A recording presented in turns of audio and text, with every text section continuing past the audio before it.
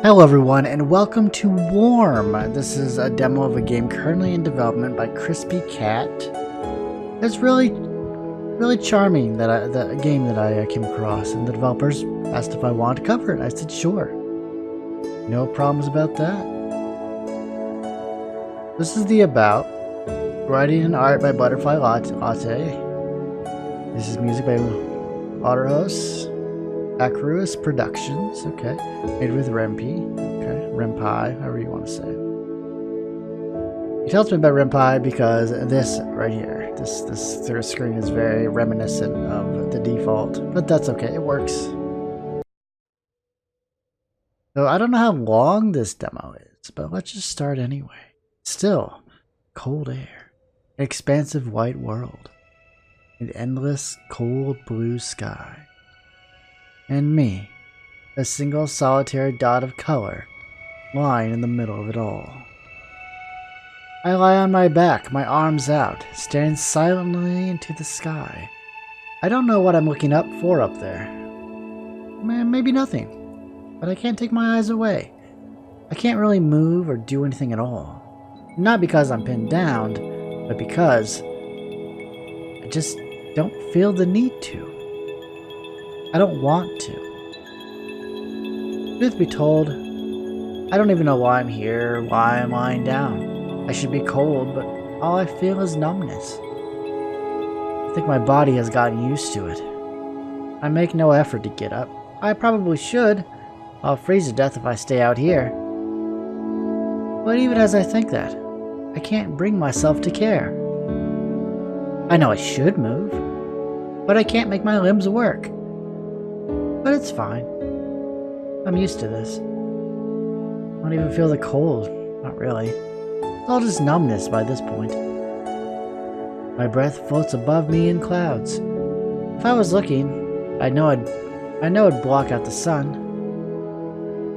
I know it's the only part of the view that changes, just white fog drifting further and further away. I don't know how long I've been here. The unchanging world, the cold, the lack of real energy. I'm used to it all. It's just how it is. And yet again, I can't make myself care. What does it even matter, really? I keep my eyes closed, taking a deep breath through my nostrils, and I slowly let it out, letting the numbing cold overtake me.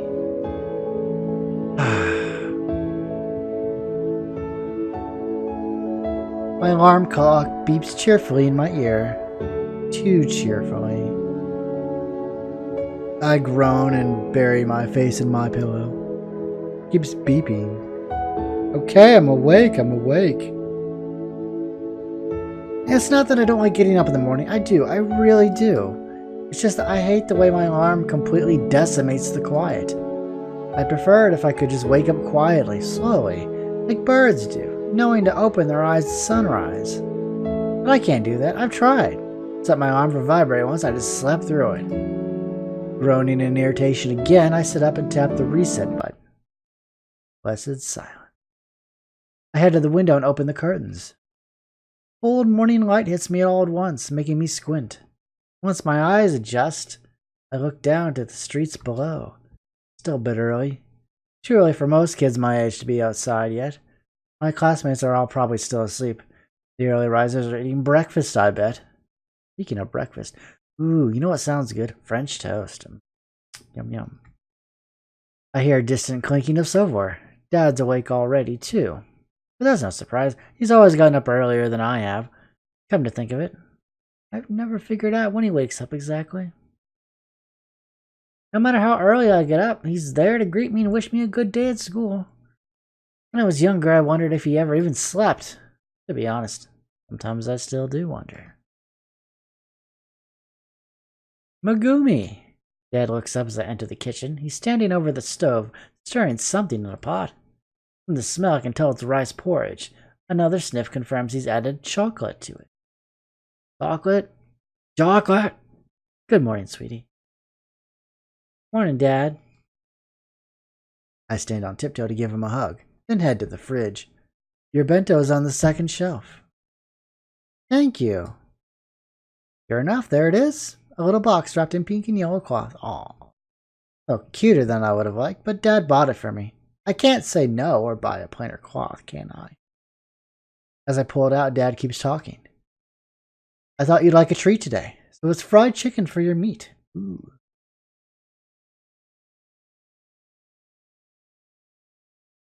I feel myself smile despite myself. Thanks, Dad. I close the fridge, adjust my hold on my bento, and turn around. I'm off. Huh? Already? Dad puts the wooden spoon in the pot and follows me to the doorway. You meeting someone? No, I'm just helping out of school again. You know how it is. See. Dad sounds a little hurt. But you're not going without breakfast, are you? You know breakfast is the most important meal of the day, says Kellogg's, especially for a girl your age. 7-year-old girls need a good meal in the morning. Dad, I'm 11, you know that. He laughs. I feel some of the guilt that's settled over me fade. Oh, I wish you were 7 still. Time flies. I'll eat some bread at school. It's fine. We have bread here. But it's supposed to be colder than usual today. I'd rather you have something hot to start your day with. I'll be fine. Dad just stares at me, chewing on the inside of his cheek. But then he finally speaks again. If you have to leave now, at least take some with you. I wait as he heads back to the kitchen. A moment later, he returns with a thermos full of rice porridge, pressing it into my hands.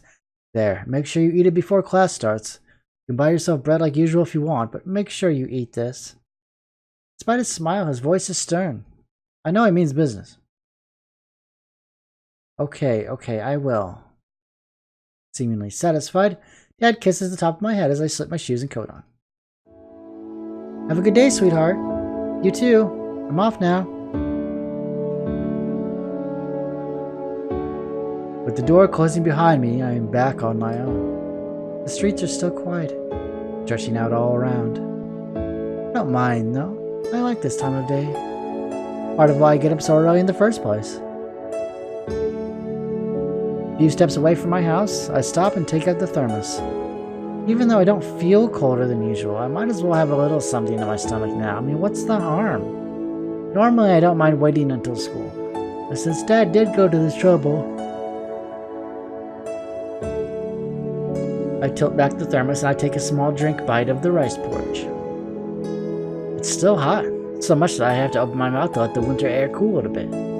As it cools, the breath and the steam fogging up in front of me, I realize it's pretty good. The chocolate is rich so I can actually taste it, instead of it just adding color. Some of the chocolate hasn't melted yet, so there's still little pieces in it. Ooh. Really, Dad's spoiling me today. I chew a bit and swallow, screw the lid back on the thermos, and continue to school. I've always walked to school by myself, since the 2nd grade. This is a quiet, safe town, so there's really never been any problem there. It's nice to walk alone, too. The quiet is comforting. The emptiness makes me feel like I'm in my own little world. A nice break before class starts and I have to deal with all the noise, bright lights, and... Yeah, I just like this time of day. Feeling like I have my own world, instead of being a tiny part of a giant crowded one. It's not that I don't like people. I really don't mind them at all. But it's nice to feel like I have a good reason to be alone. It feels better than the alternative. It's still so early in the day, so I take my time, keeping my steps slow and small. I get to school with plenty of time to spare, as usual. I might be the first one here, even before the club goers. Not that I know for sure, of course. I never see anyone else before I reach the classroom. Even if I did, nobody would ever really talk to me. I step through the gates, beginning my walk across the grounds. Wait, no. Huh? A girl stands directly in my path, frowning at her cell phone. Oblivious to my presence, she starts swiping her fingertips across the screen. Wait, no. Since she's facing me, she probably was on her way out of the gates, or maybe she got turned around. Probably the latter. This is such a small town that everyone knows everyone, and I definitely don't recognize this girl. She must be a transfer. She still didn't notice me, just chewing on her lip as she taps at her phone. Was it that way or... Jeez, this is the worst. Huh? She finally looks up, spotting me. Her entire being just lights up and she waves me over. Hey, you go to the school, right? Yeah, do you need help? As class leader, I can't ignore someone in need. I mean, not that I'd ignore her if I weren't class leader, mind you. She's clearly lost. Only a jerk would, hell. And I'm not a jerk. Dad didn't raise me like that. Yeah. The girl shows me her phone. I see a map from the school, clearly emailed by the principal. So I was right, she is a transfer. So I'm trying to get to the principal's office, but get this. He laughs awkwardly. I can't find it. Can you help me? Sure, that's easy. I take the phone from her. Zooming in on one part of the map, I point to the doors with my fingertip. So we're here, and the entrance is right in front of us. Really? I tried the door, nothing happened. Ah, that's why she's wandering around outside. Probably thinks there's another way in, like the back. Shake my head. No, this is early. Only one of the doors is open. You have to open the one farthest on the left. They unlock the rest of them in half an hour. The girl just stares at me, confusion fading. I look back at her phone, gesturing for her to look. When you go through the door, just go down the hall on the left side. You'll find the principal's office about halfway down. Do you need me to walk you there? If she's a transfer, she might just want the help, right? But the girl just waves her hand at me and takes back her phone. Nope, I think I can find it now. Left hall and I'll find it easy, right? Thanks. She runs off without waiting for me to respond. I walk after her, watching as she hesitates in front of the doors before finding the leftmost one, as I said. She looks over her shoulder at me once more, waving while grinning broadly before she skips inside. Huh. Well, that was an unusual break from routine. I should have done the polite thing and introduced myself, I realized, but I guess it doesn't matter now. Ah, Shimizu. My teacher, Miss Aruna, looks up from her lesson plan as I walk through the door. Good morning. Good morning. What do you need me to do today? Miss Aruna makes a slight face. Not a lot, but if you could clap out the erasers a bit more, it'd be a big help. I don't think Inoue did it hard enough. I nod and get started. As I grab the erasers and move to open the window, Miss Aruna keeps talking to me. You know, Shimizu, you don't have to do this every day. I'm the class leader, I have responsibilities. Besides, I don't mind helping a bit. I briefly shiver in the cold air that flows into the room and give the erasers a good hard clap. I'm used to it, it's fine. You can still help me without coming in so early. And not that I don't appreciate the help, of course, but... Miss Aruna is a relatively new teacher at this school. When we began the school year, our first year of middle school, she shyly explained she'd only been teaching for 2 years before. This was her 3rd year. Since she's so young, I sometimes feel like she's our teacher. Sometimes feels less like she's our teacher and more like our older sister. Or just a really young aunt. She's a great teacher. I like her.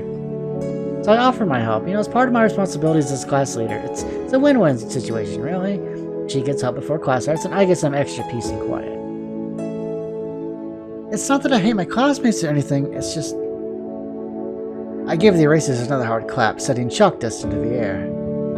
It's just that it's easier to be by yourself when you're alone than when you're in a crowded room. It's fine though, I'm used to it. I just learned to enjoy the peace and quiet. I've clapped the erasers clean, polished a few desks, and made copies of tomorrow's math quiz when the first students start to filter in. Miss Aruna excuses herself for a bit and I head back to my desk. I take the opportunity to finish my rice porridge. Thermos has kept it hot, but it's cooled enough so I can eat it without burning myself. Everyone starts talking at their desks, gossiping and double-checking homework with one another, grabbing pencil cases. I keep to myself, staying at my desk. Even when my breakfast is finished, all I do is take out my homework and look over it. The voices wash over me like a gentle wave. White noise. That is until... Please, you... I don't know. I look up from my English paper to see a familiar sight. Inoue stands by her desk, fidgeting nervously. In front of her, her best friend, The moment Inoue bows and presses her hands together pleadingly. Please, I'm begging you, please let me copy your homework. Despite their hushed voices, I can hear them perfectly. Then again, they have nearly the same conversation every day, so maybe I'm just applying the script myself. Miss Haruna will find out we're gonna get in trouble. And wait a minute, why didn't you do it yourself? We only had 10 questions and it was open book. Inoue toes at the floor, her head bowed and her hands twisted in a show of sheepishness. I got distracted by pretty soldier sparkles. I thought I'd rewatch the first episode for fun, and before I knew it, I'm 10 seasons in. I was binging the entire thing. You didn't do it because you're watching anime? But that's what happened last time. I swear I didn't do it on purpose, But before I knew it, it was past my bedtime and I hadn't done a single problem. It goes back to her begging. So please just let me do this. Are you my best friend? Don't you want me to pass? Oh gosh, she's playing that card. Of course I do, but Inoue suddenly sniffles. It's loud and obnoxious. Look, I'm sorry I'm such a bad friend asking you for this all the time. Her voice is quavery, tight as a violin string. She sniffs again. And I understand if you never want to be friends again, but if you could just help me. Tomomi, Yueda is faltering. I don't not want to be friends, it's just... I know you can't ever forgive me, not after all the times I've asked this, but if it's just one more time, if you cared about me at all, you'd... Inoue punctuates her pleas with a tiny sob. I've had enough. This is irritating. I slapped up my homework on top of my desk and stalk over to the girls. Inoue? Yueda and Inoue look at me in shock. I guess they didn't notice I was here until I spoke up. Yueda flinches a bit, twisting her hands together anxiously. She has the decency to look embarrassed. Inoue just gapes at me like I'm a fish. Her face and her eyes totally dry. I frown at her. Inoue, leave Yueda alone. You should have done the work yourself. Stop making Yueda do it for you. I don't make her do it for me. She does of her own volition. She does her homework and then you copy it. Sounds like you have her do all the work to me. Every day since first grade, I've had to hear this exchange. Really, I'm amazed Inoue's made it this far into school. But Yueda doesn't deserve this. I have to say something, you know? And stop fake crying. It's annoying and it's not fooling anyone. Inoue promptly bursts into tears and runs to a corner of the room. Yueda hesitates, shifting her feet as she looks from Inoue to me, then to Inoue, then to me, and then back to Inoue. Then she finally grabs her bag and rushes to the corner to comfort Inoue. I sigh, watching her try to speak to her friend, but Inoue just keeps shaking her head, getting louder in her hands. I mean, is she really a friend? Like, if you had a friend, and all they did was ask things of you, that's not a friend. No, a friend's supposed to be supportive. That's not friendship. I mean, that's just someone taking advantage of you. Yueda tries a few more times to placate her, and finally reaches into her school bag, pulling out a piece of paper. She holds it in front of Inoue's covered face and puts a hand on her arm.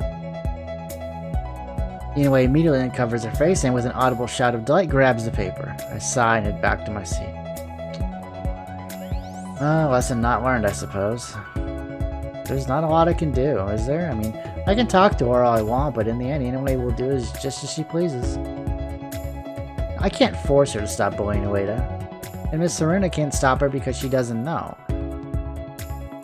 Because Inoue is so careful to not do it when Haruna can see. I mean, I can't even tell Miss Haruna about it myself because, I mean, well, how would that sound? Someone's cheating and bullying someone, but she only does it when your back is turned? Since Inoue changes her answers just enough from Ueda's, there's really no proof of their cheating either. Miss Haruna can't go up to a student and accuse them of cheating, she'd get into huge trouble. I mean, all I can do is just keep talking to Inoue when this happens, and hope that someday it sticks. No, I'm starting to doubt it ever will. More students filter in. The noise level steadily increases, and suddenly I hear two more familiar voices. Hey, Megumi! I look up to see two more girls. Junko Kotobuki and Amy Fujita stand by my desk. They greet me with bright smiles. Morning. Good morning. Good morning. I'm a bit confused as to why they're talking to me. We were never really that close. My eyes land on the bandage on Kotobuki's face. Kotobuki, did something happen? Huh? Oh, this old thing? She briefly points at the band-aid and shakes her head. No, this is for fashion. I saw it online in the new issue of Popberry. You just put them on your face like stickers, see? You pretend to be hurt for fashion. Kotobuki laughs. No, it's not pretending to be hurt. It's an accessory. Fujita pipes up. Like stickers for your face. Oh dear God. Is that what fashion is nowadays? Boy, I'm out of the loop. Yeah, you can get fun shapes and colors too. You want to try? I bought a box with me. No thank you. You sure? You look cute. I am sure. The two exchange looks, smiles fading. They look like they want to say more, but then someone calls out to them. Oh, okay. With one more look at me, they drift off and I'm left alone again. Apart from Inoue, Kotobuki, and Fujita have been the other two constants in my school life. All my other classmates have rotated through the years, but somehow those three have always been in the class with me.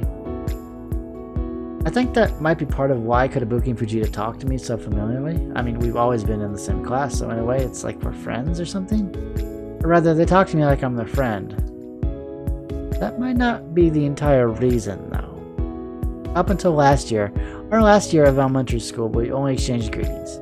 But back then, I walked down the hall to the classroom, a stack of papers in my arms. It's a quiz day. The teacher trusted me enough to make copies for him to pass out to us. Class will be starting soon, so I have to get them to him as fast as I can. However, as I start to move past the girl's bathroom... Hurry, hurry! I pause, hearing a familiar voice. Accompanying the whispered hurry is a crinkle of cellophane, the rustling of tissue paper. That's weird. It's coming from the bathroom, too. Give me a drink of your juice. Okay, not all of it. Hey! Is someone eating in there? That's gross. I set the papers down on the bench and fling open the door. Kotobuki and Fujita look up at me from when they sit on the floor, caught red-handed, a bit literally in Kotobuki's case, as bean paste spills out from her anpan and onto her fingers.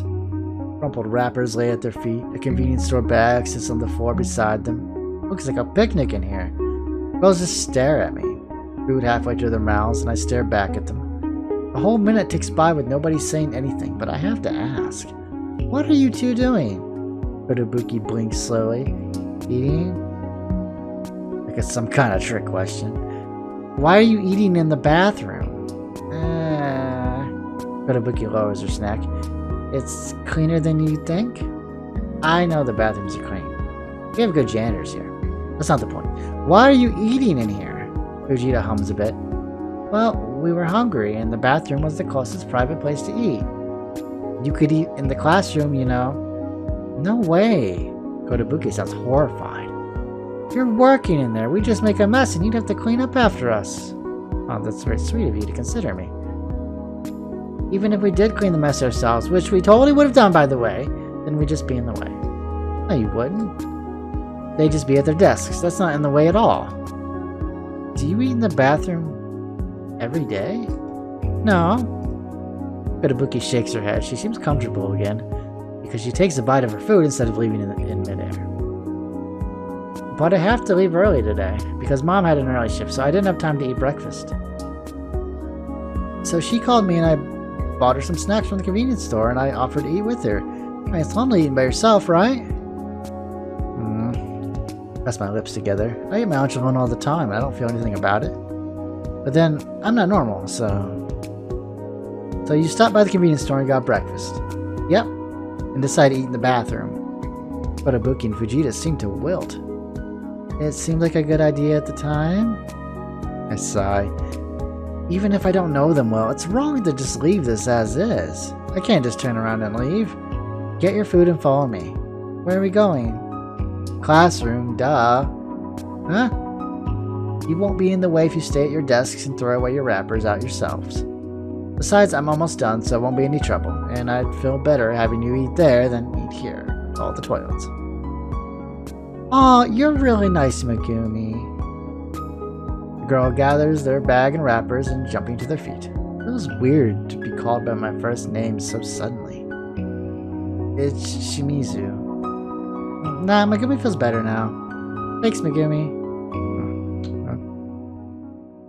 And after that, they've just been acting so familiarly. I don't know what did it. Was it me inviting them to the classroom, talking to them, something more than all collect homework now? Oh well, it doesn't really matter, does it? I mean, I finish looking over my work just as the bell chimes. Everyone begins to drift to their rightful seat, including Inoue and Ueda. They sit with just one desk between us, so I can hear Inoue talking as she takes her seat. Ueda sits beside her. How can Shimizu say something so cruel to me? The break in her voice is back, faint, but still audible. I can't believe she would be so mean. But it sounds uncomfortable. Inoue just sniffs. She's so mean to us. I'm positive she's doing this on purpose. She knows full well I can hear her. But I say nothing. I don't mind her talking about me. It's just words, and besides, I'm used to it. If I just ignore her, I'll be fine. Well, that's not necessarily true. Words can do a lot of damage. The bell chimes again, and Miss Haruna returns to stand at the front of class. I immediately take the lead. We all bow, say our good mornings, and retake our seats. Good morning, everyone. Miss Haruna smiles at us. Before I begin class, I have an announcement to make. I'm retiring. That's not much for changes. I hear Inoue start whispering to Ueda. I perk up a bit myself. I don't know anything about an announcement. No one informed me of this announcement. I'm feeling out of the loop. We have a new student joining us today. Her name is, Ashley. That's going to be her name. I remember Miss Serena leaving earlier. Was she talking to a new student just outside? Come to think of it, wasn't that girl? You may come in now. The door opens and sure enough, it's her. I blink, a bit surprised by the sudden turn of events. What are the odds that the new girl ends up in class with me? I don't know. I don't know how many classes there are. What are the odds that I'm the first student she saw? Well, we're like there before everybody else, so pretty high. She smiles, waiting as everyone whispers and stares at her. Oh my god, it's a new girl. Ooh, look at that hair. It's so ugly. Ew. What is she wearing? Hi, my name is Hinata Mikami. It's not Ashley. I don't know why I thought it was Ashley, and everyone clearly has a Japanese name. My interests are fashion, candy, and shopping. My mom and I moved here for a more peaceful change of scenery. I've only been here a day, and I already love it. Oh, that's nice. I hope we can all get along. I hope so, too. She bows, and everyone claps for her. Yay. Miss Haruna gestures to the empty desk between myself and Inoue. Let me take a seat next to Shimizu. She's our class leader, so if you need any help, anything at all, ask her, okay? Oh. Kami's eyes light up as she recognizes me. We've met already. Wait, you have? But Mikami isn't listening. She just skips over to her new desk, setting down her school bag and taking a seat. Miss Serena blinks, clearly taken aback, then begins class. I'm still a little surprised. Really, what are the odds? Like 1 in 5? Miss Serena closes her lesson book and heads for the door as the bell chimes. Okay, everyone, lunchtime. See you in a bit. Her voice is barely heard above the noise everyone makes. Everyone get out of there. Chairs are scooted back, desks are shoved together, so there's the sound of metal scraping tile. Oh yeah, I forgot everyone groups their desks together and eats lunch in the classroom. Bags open, kids run out of the room to buy bread or convenience lunches while calling out for requests. I stay put, taking out my bento and popping off the lid. Bento my dad, who graciously bought me. I can't help but smile a little when I see my lunch. Dad put more chicken in it than was considered usual. Ooh, an extra treat for the day. I hear the sound of metal on tile again and look up. Mikami's pushing her desks over to Fujita and Kotobuki. She also has a small crowd formed around her already, our classmates greeting her or asking a quick question before scuttling back to eat. Well, she's certainly popular, but I suppose anyone would be, right? First day? Especially a cute little girl like that? Sure. Off in the farthest corner of the room, Inoue and Ueda sit at some empty desks with their own food. Inoue's talking away, gesturing so wildly with her fork. I think her salmon croquet is going to go flying. Her bad mood certainly didn't last long. Truthfully, despite the delicious food, this was my least favorite part of the day. I mean, everyone else is gathering together in groups, pairs, or leaving the room with someone. And I sat at my desk, Lone Island. It's my own fault, though. Never really been too good at conversation or interaction with others. I have nobody to blame but myself, really.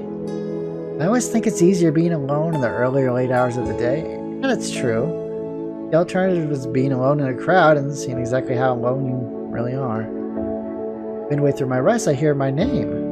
Shimizu, over there? Doesn't sound like they're talking directly to me, so I don't answer. I just lift my eyes, looking around the room from beneath my lashes. My gaze falls on Megumi, gesturing vaguely with her juice box. She's whispering about me. I can't hear what the reply is or the rest of the conversation. I do see Inoue walk past her to the trash can, though, and her eyes flit from Megumi to me.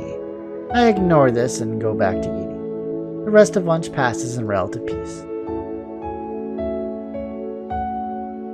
The bell finally chimes, and I lead the class in a farewell. Miss Serena closes her books, gathers her things, and leaves. Goodbye, everyone. I'll see you all tomorrow. And a small crowd forms around Megumi as she fetches her coat. Very cute. They crowded around her during lunch too, but I guess they still haven't had enough. I don't blame them, though. New transfers are always exciting. And Megumi, well, she's cute. I won't deny that. She's a cute girl. I'm not surprised she has a lot of people admiring her already. If I'm being honest, I think I'm a bit jealous. I can hear people talking to her as I gather up my things. Where'd you live before, Megumi? Ah, Sapporo. Oh, I've always wanted to see Sapporo. You should. It's really beautiful. Your coat's so cute, Megumi. Thank you. Megumi. Inoue pushes at the front of the group away to close behind her. A few people step aside to make room for Inoue. From where I stand, I can see a few people giving her looks. Inoue isn't exactly popular. She smiles sweetly, innocently. Can't tell if she's oblivious to the looks people are giving her, or if she just doesn't care. She stops too close to Megumi, making her take a step back a bit. I'm Tomomi Inoue, and this is Yu Ueda. Ueda nods once. Welcome to our class, and if you want, I can be your friend. Well, we know what comes with her friendship. I know a lot of people, and I can also tell you who to watch out for. Oh, here we go. I sigh, putting the last of my notebooks into my bag. Watch out for. A lot of people here are real bad. A bunch of boys and brats, I tell you. Anyways, the only kid I know calls kids her own age a brat. Inoue's voice lowers, though not nearly enough. A lot of people here are really mean, like Shimizu over there. From below my lashes, I see her point in my direction. You need to be careful around her. She's awful. Huh? Shimizu? Mean? Megumi frowned, shaking her head. I don't know. I met her outside earlier and she helped me out. She seems pretty nice to me. She only helped because she's the class leader. Really, she's stuck up and rude. She looks down on the rest of us a lot. And says lots of really bad things. He pauses and I hear her voice tighten. I've been dealing with her for years now. With a dramatic swipe at her eyes, Inoue squares her shoulders and looks back at Megumi. But I'm warning you because you sit next to her. She is not a nice person. I don't hear how Megumi responds. I close my school bag, clicking the clasp louder than I probably need to, and quickly walk away from my desk. Shimizu! I walk down the hall, waving around the other kids on the way home, going to clubs, or just milling in the hallway. I've never been part of clubs myself. I know I probably should. It looks better when you're applying to high schools or university. But I can't bring myself to do it. I wouldn't really get along with anyone anyway. I'd probably just be in a corner by myself while everyone else talks and hangs out. Maybe I'll try next year. Or third year. Shimizu, hey Shimizu! Fast footfalls catch my ears, and then a second later, Megumi zooms up to me. Shimizu, hey, you're going home? Yeah. We walk together?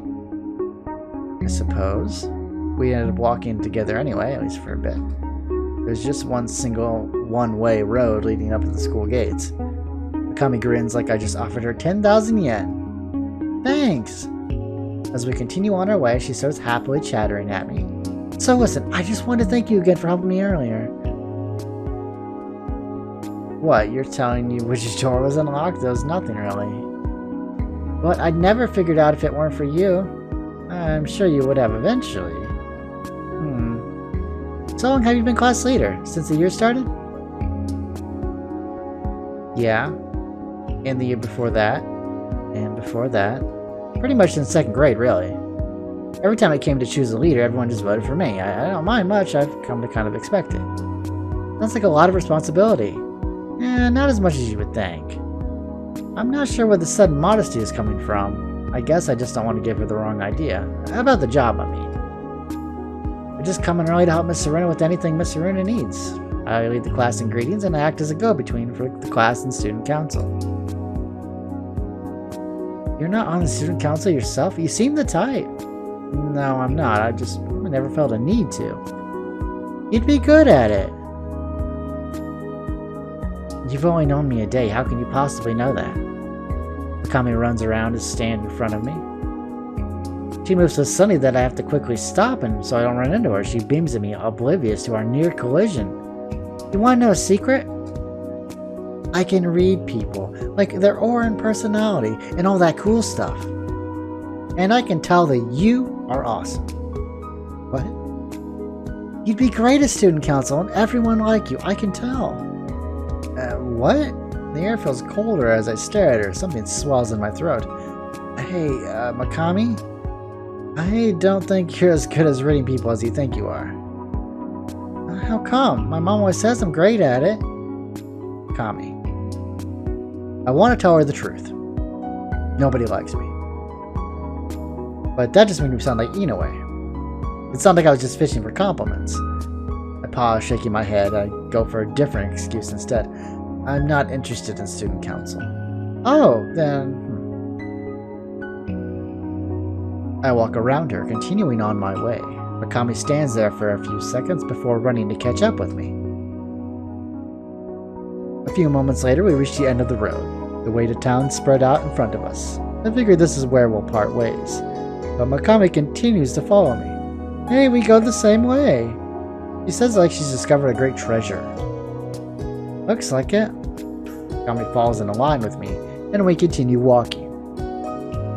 She hums lightly under her breath. We keep walking down one road, another. We turn the same corner. This is getting strange. You sure you live in this direction? She's just following me unthinkingly. Well, I don't want her to get lost. Yeah, I do. Well, looks like we're gonna be stuck together a bit then. We keep walking. After a while, I struggle to think of something to keep the conversation going. Only because it's so awkward to walk in dead silence, especially if it becomes a repeated occurrence. If we end up walking in the same direction every day from now on, doing so in silence will just feel weird. I'd pick a safe topic to talk about. So, how do you like Ikigai? It's pretty nice so far. Really peaceful and quiet. I kinda miss the shopping malls though. You mentioned that you like shopping during your class introduction, right? Yeah. Do you like shopping? Not really. Oh. Megumi chews on the inside of her cheek, darting her eyes around. But, there is a shopping area in Midtown. It's probably not as big as what you're used to, but you might like it. I felt the need to tell her a bit about Ikigai, kinda like how I had to tell her about school. Not to mention, I feel bad for raining on her parade a bit there. Oh, thanks! I'll look it up when I get home. We turn another corner, again together. Maybe we could shop together. Wait, what? Me? Sure. I know you said you don't shop much, but it could just be a hanging out thing. We live in the same direction, we sit next to each other. You were the first to talk to me. I think the stars are aligning to make us friends. Somehow I doubt the stars are doing anything. I don't know about that. Well, then how about acquaintances? Friendly neighbors? Classmates who talk more than sometimes? I'm saved from answering when Megumi suddenly stops at the corner of the road. Oh, wait, this is my stop. She smiles and points down the road. I live down that way. As if that weren't obvious. My house is right in the middle. Where do you live? One more block down. I live 2 houses away from the corner. Ah, we live close together. How lucky. Yeah. Well, I'll see you tomorrow, Megumi. Wait, Megumi? Hey! Can't... No. I tried to call out after her, but Makami's already running down the road to her house. I don't think she can hear me anymore. Weird. I watched her turn and vanish into one of the houses, and then I continue for home. I'm home. Welcome home, kiddo. Dad comes in from the kitchen, wiping his hands on his pants. You didn't start cooking without me, did you? No. I only washed the rice. Meet me in the kitchen in a little bit and we can get started. Okay. A short time later, I'm changed and standing in the kitchen with Dad. In front of us sits an array of vegetables, spices, some meat we picked up yesterday. It's curry night from the looks of it. Dad and I always cook curry together. Sorry, cook dinner together, not just curry. We have since I was 7. I'm not entirely sure what started it. Maybe I just wanted to help out. Maybe he thought I'd like company instead of playing by myself. Either way, after Mom left, we've always done this. It's nice, I think it makes the food taste a bit better, too, somehow. But I can never tell anyone that, they just laugh at me. Stern, serious Megumi Shimizu getting sentimental over food, over cooking with her dad. Big joke. Dad starts peeling potatoes while I chop the carrots. So how's school? Do you have fun with your friends? It was alright, same as usual. I pointedly avoid his second question. Well, actually, there's one new thing. We got a new transfer today.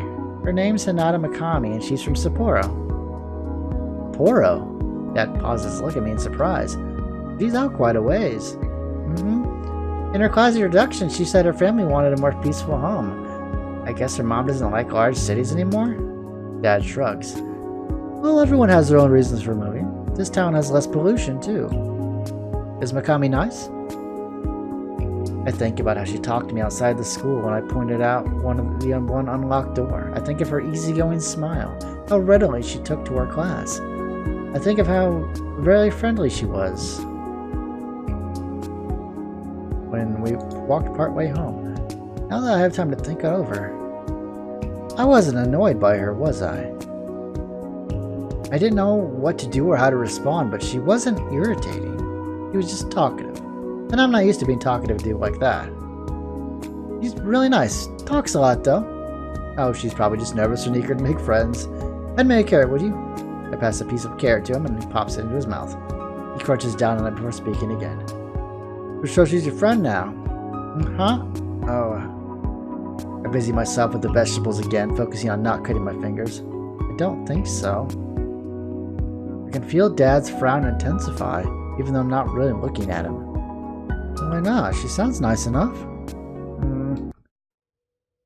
Hard to explain, really. I know what Dad's getting at, but it's hard to explain myself, my situation, without hurting his feelings. It's hard to put everything into words in general, but I try. Well, I don't see a reason I would. She's nice, but we're pretty different, I don't know how well we get on. I keep cutting, the sound of the knife clacking on the cutting board filling the gaps between words. She's really social, too. I saw her with a big crowd around her a few times, and she's got a lot of friends already. Meaning there would be no room even if I wanted to approach her. I don't think I'm really her type. There's no words for a while. Just the clicking of a knife on wood and the bubbling of broth. Dad finally speaks. Can't hurt to try. He sounds tired, and I feel guilty. But all I do is nod, making an uncommitted noise in my throat. Carrots are ready. And that's that. I still feel a little bad, staring up at the ceiling at bedtime. I know what Dad's getting at. I know why he sounds so worried and tired half the time when he talks to me, especially about school. He's worried about my lack of friends, the fact that I don't bring people over or visit someone else, the fact that I don't mention anybody when I talk about school, only the lessons and Miss Aruna. The fact that I always leave early, but always alone. He's worried that I'm lonely. But I'm not, really. My lack of friends is just... it's another fact of life now. Like, my hair is long and my eyes are blue and I don't have friends. It's just another thing that makes me me. I heard Inoue talking to her, and even if she doesn't believe Inoue, I just don't see us being a good friend. I mean, why would we? I've never had friends. There are two kinds of people in this world, what I think. They're normal people. Those people smile and talk easily, look people in the eye and laugh. And then, those people walk right up to strangers and talk to them, and they come away as friends. They smile, they feel things, and they're just, they're destined to be surrounded by people, it seems. They'll be successful and happy and loved. And then there are other people who are like me. We don't talk that easily. We don't feel very much. At least I don't. I'm cold. I'm numb, and I'm just a creature of routine. I can't make myself speak to others or laugh. I don't even like myself. I go through life doing what's expected of me, finding fleeting joy in the tiniest and oddest things. Like my cooking routine with Dad. People like me aren't meant to have friends. It's like a house party, all lit up and warm. People like me are on the outside looking in through the window. And I've accepted that. I'm gonna grow up the same way I'm living now. Get a routine job and live a quiet, routine life. With just me, the cold numbness I always feel. I've accepted it a long time ago. That this is my lot in life. The kind of person that I am. I roll over to fall asleep, already dreaming of snow.